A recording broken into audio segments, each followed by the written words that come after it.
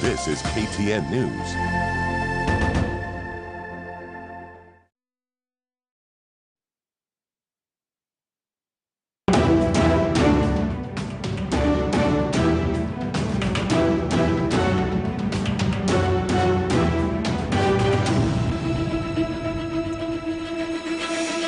Mtazamaji, ni zaidi ya majuma mawili sasa tangu Rais Uhuru Kenyatta kutangaza kuondolewa kwa kafyu iliyonuia kusaidia kupunguza maambukizi ya virusi vya korona.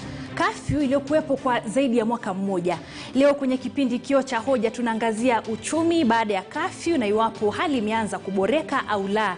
Niko na Tinega Damasen ambaye ni mwenyekiti wa shirikisho la wafanyabiashara Gikomba, yuko hapa studioni, na vile vile mtazamaji niko na Joseph Kioko ambaye ni mwanauchumi vile vile yuko hapa. Hamjambo nyote na karibuni sana kwenye kipindi Kioo cha Hoja. Hatujambo, asante Cecilia. Na mtazamaji vile vile kutoka mjini nitakuwa na Rebeka Muirore Mulure na tutakuwa tunaongea naye, amerejea kutoka likizo, atakuwa anatueleza je, watu pale katikati ya jiji wanasema nini kuhusiana na swala zima la kufunguliwa kwa uchumi. Kafyu imeondolewa, je, hali imeanza kuboreka au bado ni mapema mno kuanza kudadisi swala hili? Vile vile tumekuhusisha kwenye mtandao wa Twitter. Tunakuuliza, je, kuondolewa kwa kafyu kumeboresha biashara nchini? Kuondolewa kwa kafyu kumeboresha biashara nchini?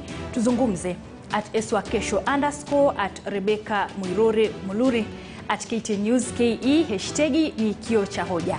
Mimi ni Cecilia Wakesho Mathuva. Karibu sana mtazamaji, tuandamane hadi tamati. Bila shaka moja kwa moja nitakuwa naanza kwake Rebeka pale mjini. Rebeka, kwanza kabisa hujambo na karibu kutoka likizo ndefu ambayo umekuwepo.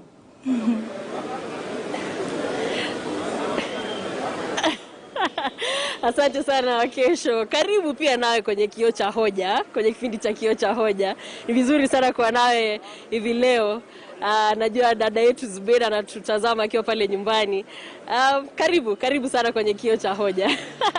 Hivyo mimi ndio unanikaribisha. Wakesho. Wanasema mgeni ni kama kuku mweupe, lakini katu sitakubali kuwa kuku mweupe. Manake tayari Zubeda amenipa ruhusa mimi nivalie viatu vyake leo kwenye kipindi cha Kioo cha Hoja. Haya basi, moja kwa moja hebu tuambie, kafyu imeondolewa majuma mawili hivi yamepita. Sijui kwanza wewe mwenyewe umepokea vipi kuondolewa kwa hii kafyu? Wengine wanasema sasa ni kama ile likizo ya mabwana kurejea nyumbani mapema imeondolewa. Wewe unaonaje?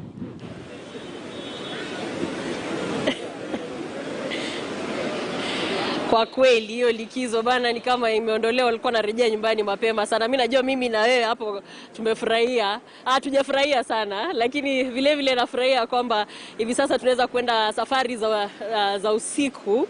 Napenda sana kusafiri Wakesho, na juma lililopita pia niliweza kusafiri usiku. Unajua naweza kufanya mambo mengine mchana, alafu kisha niweze kusafiri na abiri basi, naweza kusafiri usiku na nifike mahali ambako naelekea na nifanye kazi zangu na niweze kurejea mjini. Kwa hivyo nafurahia kwamba angalau ile kafyu imeondolewa ili tuweze kupata usafiri wa usiku. Na Wakesho hivi leo tuko katika kituo kimoja cha basi, ni kituo cha Great Rift Express Shuttles, na hapa hivi tutakuwa tukiongea na mwenyekiti hapa wa hizi gari, atueleze ile kuondolewa kafyu, safari zimekuwa vipi usiku sasa, watu wanaweza kuelekea walikokuwa wanaelekea maeneo tofauti nchini, na biashara imekuwa vipi. Wakenya wameweza kusafiri, wameanza kusafiri ama bado kuna ile tashwishi kidogo? Na kama ulivyosoma hapo awali mtandao wa Twitter, je, kuondolewa kwa kafyu kumeboresha biashara nchini? Na sio Twitter pekee, tunakuhusisha kwa jumbe fupi pia. Nambari ni 22155. Kumbuka jumbe hizi hazina malipo. Nambari yenyewe ni 22155. Tusishe utueleze, je, kuondolewa kwa kafyu kumeboresha biashara nchini? Tueleze kama kumeboresha biashara yako. Moja kwa moja kwenye mwenyekiti hapa. Jina lako? Kwa majina Daniel Waweru. Daniel, wewe nani hapa? Wacha ni sijui ni mwenyekiti ama ni nani, manager? Mimi ndiye manager msimamizi katika kituo cha Nairobi. Katika kituo cha Nairobi. Kafyu iliondolewa kama majuma mawili yamepita. Imekuwa vipi tangu wakati huo? Kutolewa kwa kafyu, yes, imetusaidia, although kumekuwa na changamoto ya usafiri. Usafiri inakuja asubuhi kidogo, mchana kidogo, jioni ndio inakuwa na watu wengi. Jioni inakuwa na watu wengi. Kwa hivyo ni jambo nzuri ya kwamba imeboresha biashara. Kabisa. Unahisi ya kwamba imeboresha biashara? Kabisa. Naomba basi niongee na dereva mmoja hapa hivi. Jina lako? Naitwa Steven Tibi. Steven nani? Tibi. Steven, maoni yako ni yapi kuhusiana na safari hizi za usiku kurejeshwa? Safari ya usiku imetufurahisha sana. Hata abiria wamefurahia, wanataka tu kusafiri tu usiku. Hata mchana wamepungua, usiku sasa ndio wanatembea. Kwa hivyo biashara imeimarika. Hata sisi tunafurahia. Wateja ni wengi usiku wa kesho, umesikia hivyo. Asante sana. Basi naona kuna wafanyabiashara wengine hapa ambao sio wa gari pekee. Jina lako? Kwa majina naitwa Nicholas Kamadi. Wapi maski, valia maski kwanza niongee na mwingine hapo. Jina lako? Naitwa Karen. Wewe ni mfanyabiashara? Yes. Wafanyabiashara wapi? Nafanya kazi hapa Mfangano Trade Center ya salon. Yeah. Kazi ya salon. Imekuwa vipi tangu kafu iondolewe, sasa masaa yameongezeka kidogo? Sasa naweza sema iko salama kwa sababu at least mtu akitokea kwa ofisi anaweza pitia atengenezwe. Najua itakuwa sawa sasa kuanzia hivi. Wateja usiku mmeweza kuwapata? Yes. Yeah. Wale ambao wanatoka ofisini. Wale wanatoka kwa ofisi wanaweza kupitia na tuwatengeneze, at least hapo tunafurahia. Yes. Wakesho basi hapo watu wanafurahia sana kafi kuondolewa. Dada ujambo? Nzuri. Jina lako? Belinda. Belinda. Unafanya biashara gani Belinda? Tunafanya kazi ya wedding cards na venye kafu imetolewa, sasa tunaweza tukafanya kazi for long hours na kazi inaanza kukuja. And then pia tunafanya photography na videography, so at least mpaka kuna evening parties, so evening parties zile mnaweza kwenda kukava sasa. Yes, sasa at least tunasikia vizuri. Yeah. Basi wakesho unasikia hapa biashara zimenoga kweli kweli. Ameenda wapi mwingine? Haya, jina lako? Ni Caleb Koganyo. Ndio. Caleb, kafi iliondolewa kama majuma mawili matatu hivi yaliyopita. Biashara zimeimarika? Imeharibika, imekuwa sawa kabisa. Unafanya biashara gani? Sisi mimi ni mtu wa Msea. Micro and small entrepreneurs leaders.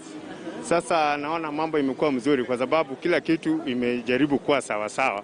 Upande wa traveling na upande wa biashara unakuta sasa watu wako na freedom saa yao ya kwenda nyumbani, hawarakishi, kila kitu iko sawa, hatuoni ubaya yote. Ndio. Naamini ya kwamba jambo hili litaweza kuinua uchumi wetu kuondolewa kwa kafi. Itainua kwa sababu unakuta sasa mtu anaachilia pesa kwa sababu anajua kesho tena atapata pesa. Sasa unakuta inakuwa rahisi, hata wale ambao wanauza vitu vyao wako na nafasi nzuri sana ya kuziuza. Ndio. Hadi usiku. Ama usiku wa manane. Haya, wana bodaboda basi. Jina lako? Jina langu ni Nicholas Kamadi. Mimi ni mhudumu wa bodaboda hapa town. Tunashukuru rais wetu Uhuru Kenyatta kwa kutuachilia tukue free kwa sababu kulikuwa na changamoto mingi sana wakati kulikuwa na curfew. Hata ilikuwa inafika mwendo wa saa 3 unaanza kupiga hesabu nitafika aje kwa nyumba. Lakini sasa tunashukuru kwa sababu ameachilia nchi sasa. Sasa hata mtu anaweza fanya kazi kidogo kama mchana alikuwa amekosa, lakini jioni wale ambao wanashukishwa na magari huo usiku lazima wafike kwa nyumba. So tunashukuru sana. Nasema endelee hivyo na tungoje. Shukrani. Kesho umesikia basi. Wakazi wa Nairobi na wafanyabiashara hapa hii barabara ni Mfangano Lane na hii ni Mfangano Trade Center. Wanasema kwamba biashara zimenoga. Kuna yule ambaye anafanya kazi ya kutengeneza kadi za harusi, kuna yule ambaye ni msusi pale kwenye saloni yake, kuna mwana biashara hapa ambaye ni wa bodaboda, kuna haya magari ya Great Rift. Watu wanasema kwamba wamefurahishwa sana na jambo hilo ambalo sasa biashara zinanoga. Na biashara kumaanisha kwamba basi tunatarajia hata uchumi wetu kama nchi uende juu.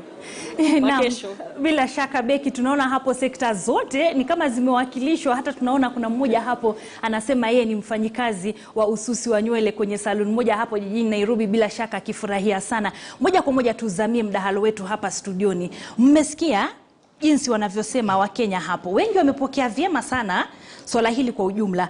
Pengine tuanze kwako hapa karibu. Umesikia jinsi wanavyosema. Wewe mwenyewe kwanza ni majuma mawili.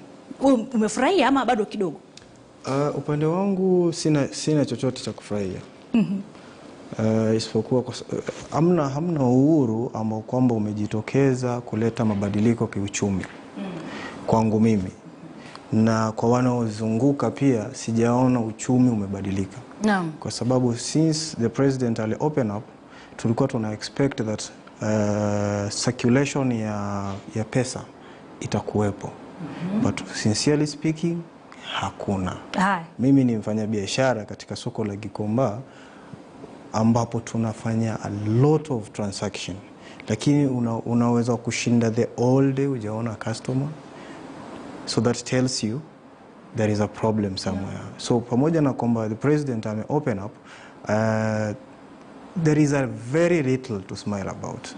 The freedom of movement is guaranteed, but the freedom of economical empowerment in terms of ile president alikuwa anasema kwamba he will atachochea pesa ama fedha katika mzunguko wa kiuchumi, inafikiri hiyo ndio itakuja kuleta tabasamu katika nyuso zetu kidogo, manake unajua ni wiki mbili, kwa hivyo tutarajie tu pengine mema yatakuja. Sijui kama Kioko na unajua mwasikia wasemavyo wananchi pale katikati ya jiji, wengi wamepokea vyema sana tangazo hili la majuma mawili hivi yaliyopita. Sijui ni nini umegundua pale nje kwanza kabisa unaoana na kauli za wananchi hao? Kwa kusema ukweli ni kwamba watu walikuwa wamebanwa, watu walikuwa wamefinywa. Umesikia Rebeka akisema wazee walikuwa wanaingia nyumbani saa 1 kama kuku ama wazee wanaingia kama saa 3 wanafukuzana huku na mapolisi. Kweli watu walikuwa wamebana. Wanabiashara walikuwa wanafunga mapema, nauli za magari zilikuwa zimepanda kwa sababu lazima utoke town mapema ndio ufike kule unafaa ufike. Biashara zilikuwa pia zimebanwa kwa sababu ukiangalia kwa mfano katika sekta ya matatu ama usajili wa watu, idadi ya watu ambao wanakaa kwa magari imepungua, lakini nauli inafaa ibaki vile vile. Kwa hivyo watu walikuwa wamebanwa. Hii ni nafasi mheshimiwa kuongeza hao masaa ya kafyu na kuruhusu watu kutembea masaa yale ambao wanataka, ni afueni ambayo imekuja. Lakini kusema ukweli masuala ya kiuchumi, mimi nakubaliana na ndugu yangu hapa Tenega kwamba bado mapema.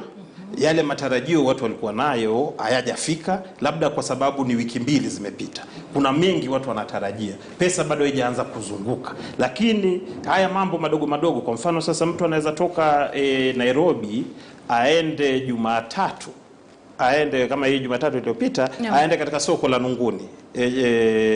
Soko la Nunguni apeleke vitu vyake usiku, asubuhi soko likifunguliwa watu wako hapo, auze bidhaa zake, atoke tena akimbie katika soko la Kajiado. Hivyo hiyo mizunguko ndio polepole fedha itaanza kuingia katika uchumi. Kitambo vile ilikuwa ni kwamba ikifika saa 4, ikifika saa 3 usiku hakuna mtu anatembea, lala pale upo. Hiyo pia ilikuwa inagandamiza uchumi. Kwa hivyo haya ni afueni. Mengi yanatarajiwa, mengi yangefanyika ingekuwa vyema, lakini ndio mwanzo. Ndio mwanzo tu. Tinega, wewe kama mwenyekiti wa shirikisho la wafanya biashara pale Gikomba, tunajua kwamba nyinyi ni wale ambao mlikuwa mnalia sana mchana usiku. Hii kafyu imefungwa, uchumi haufanyi, mapeni hakuna. Sijui ni nini kile haswa mlikuwa mnalilia kwamba uchumi ukifunguliwa ama hii kafyu ikiondolewa basi huenda kitaimarika, na ni kwa nini basi hakuna hata eneo lolote limeanza kuimarika? Ni kwa nini imewachukua muda hivi? Nafikiri tusilipatie kisogo kwamba jambo moja ambalo la msingi, uchumi wakati rais alipofunga nchi, watu walitumia kila senti ambayo kwamba walikuwa wamehifadhi. Kwa hiyo wafanyabiashara waliofungiwa kushoto walibaki kushoto. Kwa kipindi kile cha mwanzo kafyu kianza kufanya kazi, watu walitumia visenti vyao vya mtaji. Wakati sasa hivi tumeenda taratibu mpaka kufikia juzi kati ambapo rais amefungua, watu bado hawana mitaji.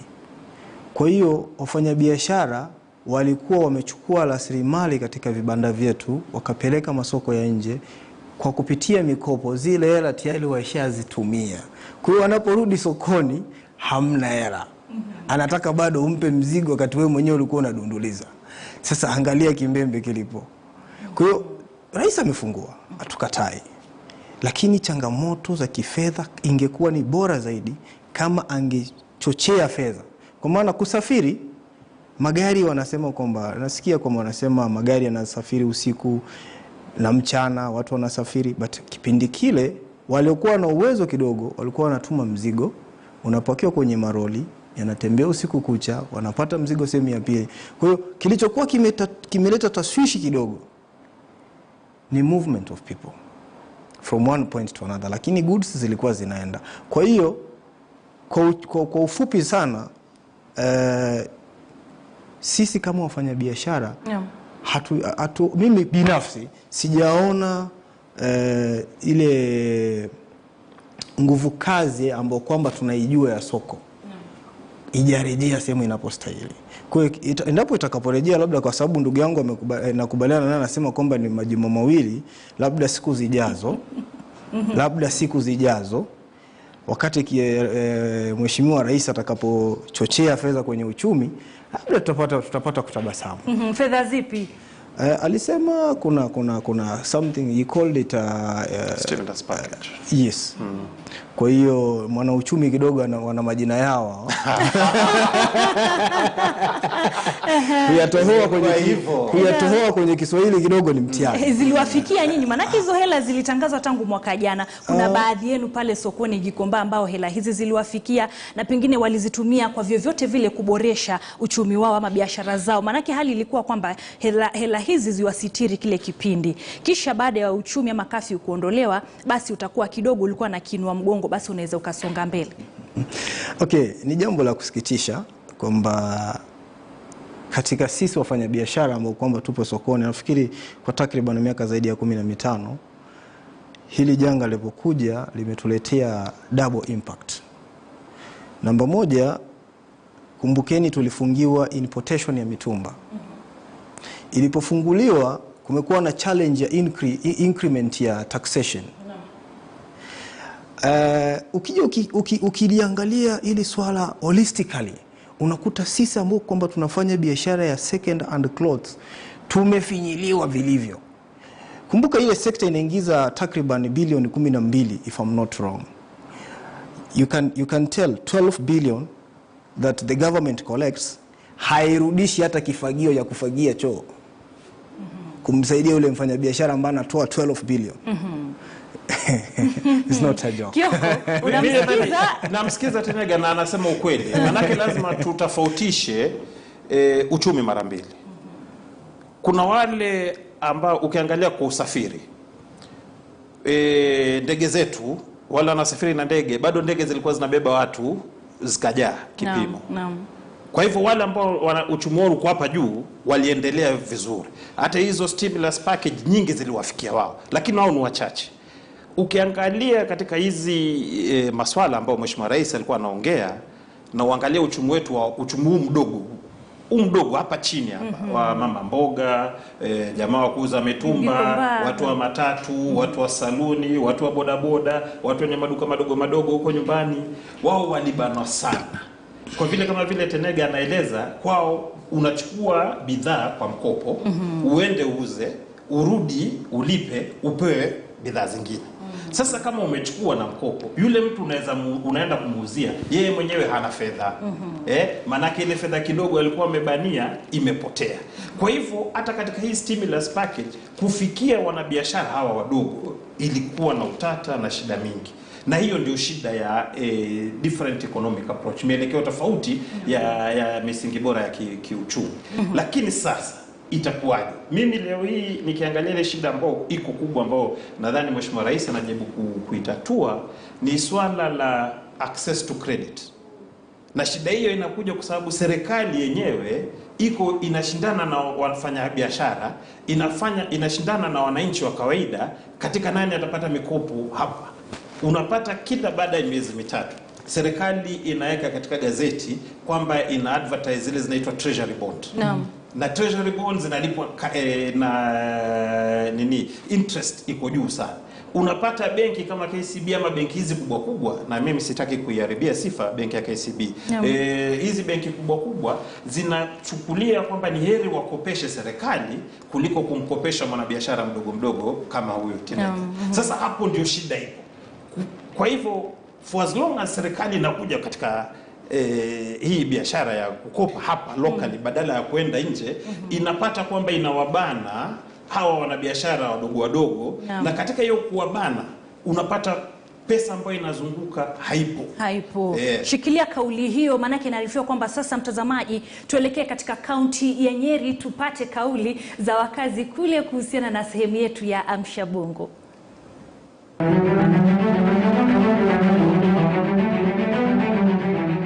Bajeti ya Kenya ya 2020-2022 yenye ilitangazwa June ilikuwa pesa ngapi?